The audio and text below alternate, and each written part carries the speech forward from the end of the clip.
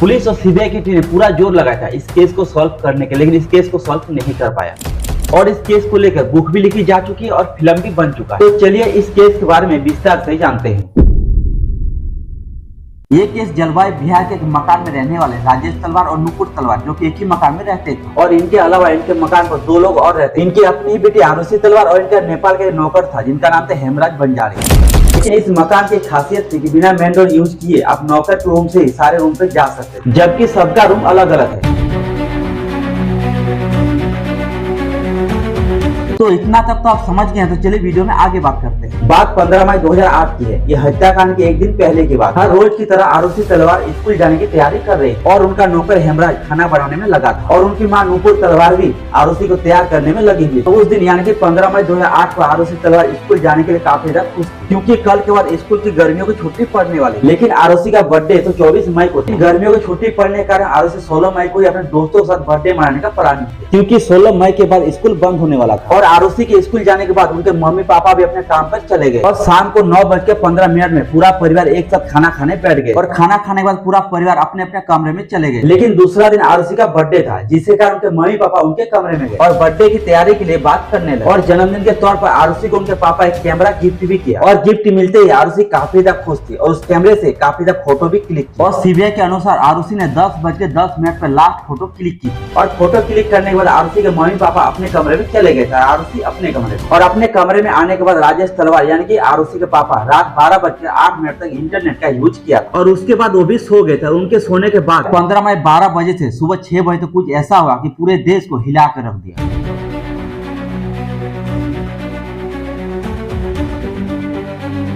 और इस रात को लेकर पुलिस और सीबीआई के काबिलियत पर कई सारे सवाल उठाए गए।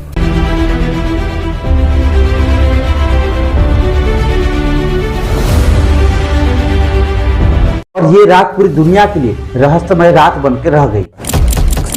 अगले दिन यानी कि 16 मई 2008 को भारतीय मंडल यानी घर की नई नौकरानी घर की सफाई करने के लिए घर की बेल बजाई। लेकिन पहला बेल बजाने पर घर का दरवाजा नहीं खुला। 2 से 3 बार बेल बजाने पर नुपुर को सुनाई दिया तो नुपुर दरवाजा खोलने के लिए आई। लेकिन नुपुर जिस रूम पे रहती थी उस रूम का दरवाजा बाहर से बंद था, जिसके कारण वो मेन दरवाजा नहीं खोल सकते। लेकिन तभी पूछी कि आखिर हेमराज कहाँ गया है, लेकिन उनको भी हेमराज के बारे में कुछ भी नहीं पता। और नुपुर बोलती है कि कुछ देर तक इंतजार कर लो, वो आता ही होगा। तभी भारतीय मंडल बोलती है कि मुझे और भी घरों में सफाई करने के लिए जाना है, तो आपके पास एक्स्ट्रा चाबी होगी तो बालकनी से नीचे फेंक दो, मैं खुद ही खोल लूंगी। तभी नुपुर ने हेमराज को फोन लगाया, लेकिन फोन तो किसी ने उठाया, लेकिन बिना बात के 2 सेकंड के बाद ही फोन को काट दिया और वो फोन आज तक किसी को भी नहीं मिला। तभी नुपुर बालकनी से चाबी नीचे फेंक देती और जैसे भारतीय मंडल चाबी लेकर दरवाजा खोलकर अंदर आया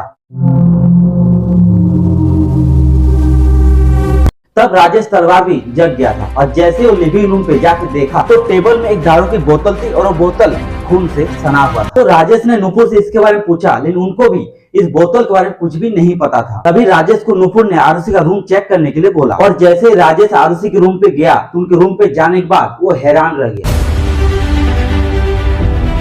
जोर जोर से वो चिल्लाने लगा था क्योंकि बेड में आरुषि की लाश पड़ी थी। और राजेश का आवाज सुनते ही नुपुर भी उस रूम में पहुंची और नुपुर भी ये देखकर हैरान रह गई। और आरुषि के सर पर किसी चीज से वार किया गया और उनका गला काट दिया गया था, जिससे उनकी मौत हो गई। तभी भारती ने पड़ोसियों को बुलाने का उनसे परमिशन ली और सारे पड़ोसियों को घर पर बुला लिया था। जो वहाँ पर गार्ड था उन्होंने भी पुलिस को बुला लिया और पुलिस जैसे ही वहाँ आते हैं वहाँ ऑलरेडी काफी ज्यादा भीड़ थी। और पुलिस को राजेश ने बताया कि हेमराज आरुषि का मर्डर करके नेपाल भाग गया। अभी हेमराज के ऊपर 20,000 का इनाम रख दिया और पुलिस का एक टीम नेपाल भेज दी। लेकिन राजेश तलवार के घर में ज्यादा भीड़ होने का वहाँ का सारा सबूत का तहस-नहस हो गया था।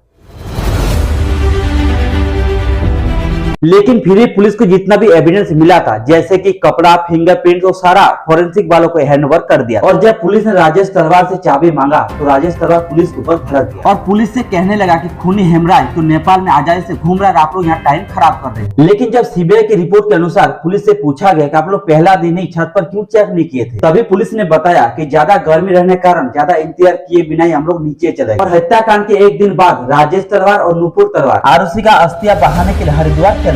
लेकिन एक रिटायर्ड पुलिस ऑफिसर के गौतम जो कि किसी की रिक्वेस्ट से वहां पर आए और जब के गौतम छत पर गया और छत का नजारा देखा तो छत का नजारा देख के पुलिस का होश ही उड़ गया, क्योंकि छत पर हेमराज की लाश पड़ी थी और इनको भी वैसे ही मारा था जैसे कि आरुषि को मारा था। और तभी राजेश तलवार और नुपुर तलवार को वहां पर बुलाया गया। जब राजेश तलवार से लाश के बारे में पूछा गया तो राजेश तलवार साफ मना कर दिया, और जब नुपुर से पूछा गया तब दोनों ने एग्री किया कि हेमराज की लाश। लेकिन वहीं पर एक दीवार में खून से सना हुआ हाथ का निशान था, जिस पर पुलिस ने सीरियस नहीं लिया था। अगर इस पर पुलिस सीरियस ले लिया होता तो शायद केस यहीं पे सॉल्व हो गया होता। लेकिन अब पुलिस का पूरा शक राजेश तलवार और नुपुर तलवार पर आ गया था। लेकिन आखिर एक बेटी को अपने माँ बाप क्यों मारेंगे, ये बात पुलिस को हजम नहीं हो रही थी। तभी पुलिस ने हेमराज के दोस्तों पर जांच चालू कर दी, और हेमराज के दोस्त विष्णु राजेश के घर में पहले काम कर चुके थे। लेकिन इन्वेस्टिगेशन के दौरान पता चलता है कि विष्णु खून के दिन नेपाल में ही था। अब पुलिस का पूरा शक राजेश तलवार और नुपुर तलवार पे ही था। और जब पुलिस ने गार्ड से पूछा था तो गार्ड का भी यही बयान कि मर्डर के दिन ना ही कोई घर से बाहर गया था और ना ही कोई घर में अंदर आया था। और इन सभी बातों पर ध्यान देते हुए 23 मई 2008 को राजेश तलवार और नुपुर तलवार को पुलिस ने अरेस्ट कर लिया। और पुलिस ने लोगों के सामने ये बयान दिया कि राजेश तलवार का अपने क्लिनिक में किसी के साथ अफेयर था, जिसका पता आरुषि को चल गया था, जिसके कारण राजेश तलवार ने आरुषि को मार दिया। और उनको मारते हुए हेमराज ने देख लिया था, जिसके कारण उनको भी मार दिया। और इस बयान के बाद सीबीआई के 2 टीम इस पर इन्वॉल्व हुआ और दोनों टीम इस केस पर इन्वेस्टिगेशन करने लगा। और पहला सीबीआई टीम का कहना था कि मर्डर कृष्णा थर्डरॉय ने किया है, क्योंकि कृष्णा हेमराज का दोस्त था और कृष्णा राजेश तलवार की क्लिनिक पर काम करता था और उनका राजेश तलवार से लड़ाई झगड़ा हो गया था और कृष्णा ने उनको धमकी भी दिया था। लेकिन सीबीआई की पहली टीम का इन्वेस्टिगेशन गलत साबित हुआ, क्योंकि जिस घर में कृष्णा रहता था उस घर के मकान मालिक का कहना था कि मर्डर के दिन कृष्णा उनके साथ ही था। और दूसरी सीबीआई टीम का कहना कि ये नौकरों का आरुषि के खून से कोई लेना देना नहीं है। और इस तरह दोनों के गले में कट है, इससे ही पता चलता है कि ये कोई प्रोफेशनल किलर का काम। और जब दूसरी टीम को भी राजेश तलवार और नुपुर तलवार के खिलाफ कोई ठोस सबूत नहीं मिला, जिसके कारण कोर्ट में अप्लाई किया, इस केस को हमेशा के लिए बंद कर दिया।